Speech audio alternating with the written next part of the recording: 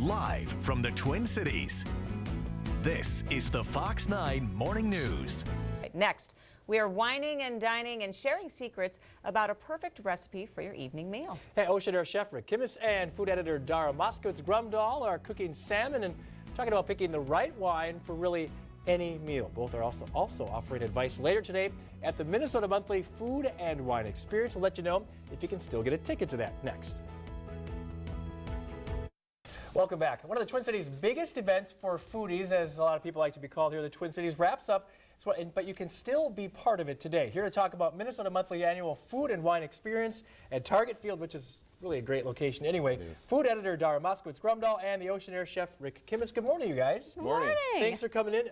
It must be spring. Is this another one of those signs that spring is here? Yes, one of the most fun wine weekends of the year is always the end of winter, so it's a big kickoff. Talk about the event briefly. What it is, who it benefits, what people can expect, because there still are some tickets left, right? Oh yeah, for today there are tickets left. It's just one of the most exciting things of the year. It's 350 wines to taste, 75 craft beers. It's you go, you get your ticket, you show up, you get a little bag with a wine glass and all kinds of good swag, foodie swag in it, and then you go into, and it's inside the Twin Stadium this year. Which is really cool. Oh, all the elite clubs that you don't get to see unless you're super fancy, you get to go see them today. And so you kind of go in there, and then you, they're just tables as far as the eye can see. It's Washington State wines, it's a special Napa Valley vineyard. It's all these different things, and you get your little glass and you go from place to place and taste all of these really fantastic wines, and it's a fundraiser for NPR, so the proceeds go to a good cause. Yeah, Chef, talk about the Oceanaire's experience in this. Last night it was sold out,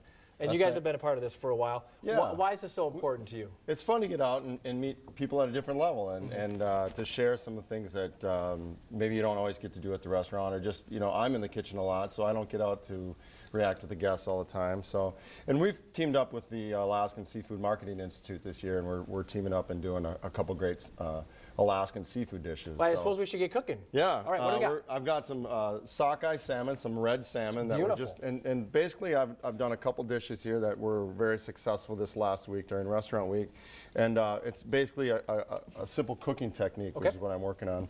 And that's the key to the salmon, because people can ruin fish awfully quickly, especially if they buy a good piece and they're like, I just messed that thing up. Yeah, you undercook it. People have a tendency to overcook it. And just a real simple technique is we're just pan searing. Okay. What I've got here is the fillets, sockeye salmon fillets, lightly seasoned with a little extra virgin olive oil, salt, pepper. I've got a non-stick pan or a coated pan, very hot, and we're going to go into that pan.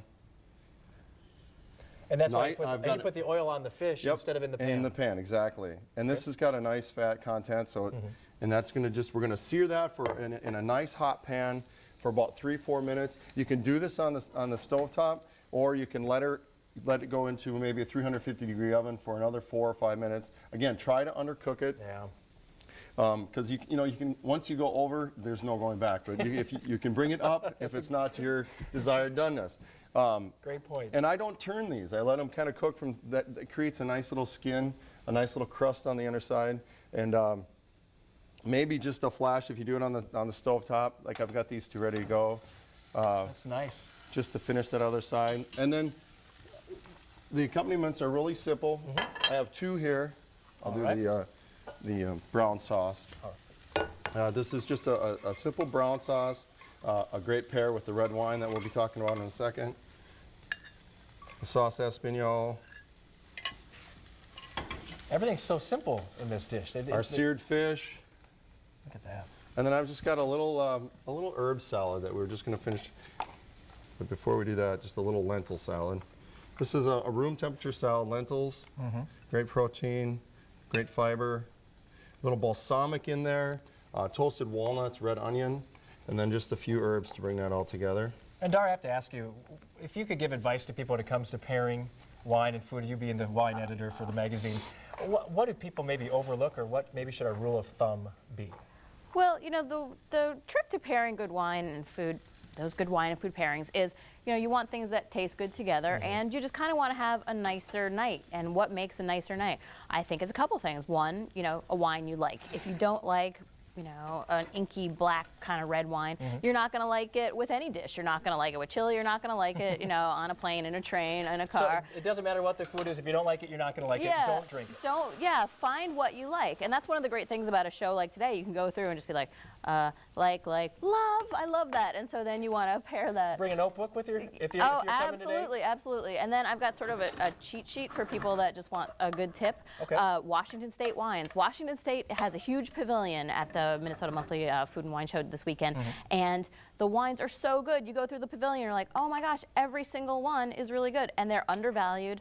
I brought a Cabernet Sauvignon from Walla Walla, Washington today to pair with the salmon. You think, red wine with fish, can you do that? Well, yes, I was you going to can. ask about the rules, and that has changed over the recent years, hasn't it? That people say, hey, if you like it and it goes well, it doesn't matter the color. Absolutely. 'Cause it used to be red wine with beef, and because that was the only way you white could do with it. fish. But no, the rules have changed. It's basically what's delicious to you. And this salmon dish that he did has all kinds of earthy flavors. The lentil is a really earthy flavor. The sauce espagnole has kind of those brown, dark, really yummy flavors, and pairs great with a red wine. And the Washington State wines are totally undervalued. They're, you can get all kinds of wines under $20 that are just delicious. And what about a difficult, more sort of fusion dish like he just plated there with rice noodles and miso and shiitakes? Like, isn't that a wine killer? No, it's not. Okay. No. Cava, a Spanish wine. That's the Spanish bubbly. It's usually really inexpensive, $10 to $20 a bottle, and it's got kind of mushroomy flavors. Yeah, and this is the best of show. This has been one of the most popular wines in Spain for 25 years. New to this market, it's Ana de Cordonu, and it's just delicious, and it's so good with those kind of sophisticated Asian flavors that people are really liking today. And those are the kind of things you learn when you go to a wine show, because you're just like, I'm tasting, I'm falling in love with something, and then you get something you can take home with you to learn for the rest of your life. And now you have self-knowledge.